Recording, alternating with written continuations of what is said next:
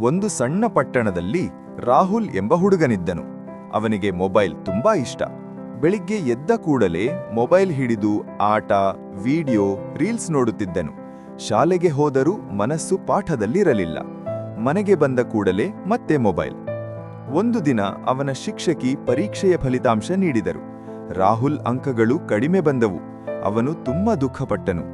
ಅದನ್ನು ನೋಡಿ ಅಮ್ಮ ಹೇಳಿದಳು, ಮೊಬೈಲ್ ಕೆಟ್ಟದ್ದೂ ಅಲ್ಲ, ಆದರೆ ಅದನ್ನು ಸರಿಯಾಗಿ ಬಳಸಬೇಕು. ಪುಸ್ತಕವೇ ನಿನ್ನ ನಿಜವಾದ ಸ್ನೇಹಿತ. ಆ ಮಾತು ರಾಹುಲ್ ಮನಸ್ಸಿಗೆ ತಟ್ಟಿತು. ಅವನು ದಿನಕ್ಕೆ 1 ಗಂಟೆ ಮಾತ್ರ ಮೊಬೈಲ್ ಬಳಸಲು ತೀರ್ಮಾನಿಸಿದನು. ಉಳಿದ ಸಮಯವನ್ನು ಪುಸ್ತಕ ಓದಲು, ಹೋಂವರ್ಕ್ ಮಾಡಲು ಬಳಸಿದನು.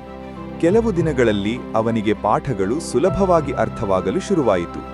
ಮುಂದಿನ ಪರೀಕ್ಷೆಯಲ್ಲಿ ಉತ್ತಮ ಅಂಕಗಳನ್ನು ಪಡೆದನು.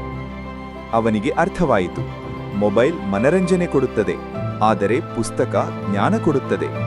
ಎರಡನ್ನೂ ಸರಿಯಾಗಿ ಬಳಸಿದರೆ ಜೀವನ ಸುಂದರವಾಗುತ್ತದೆ. ನೀತಿ: ಸಮಯವನ್ನು ಸರಿಯಾಗಿ ಬಳಸಿ. ಮೊಬೈಲ್ಗಿಂತ ಪುಸ್ತಕಕ್ಕೆ ಹೆಚ್ಚಿನ ಮಹತ್ವ ಕೊಟ್ಟರೆ ಯಶಸ್ಸು ನಮ್ಮದೇ.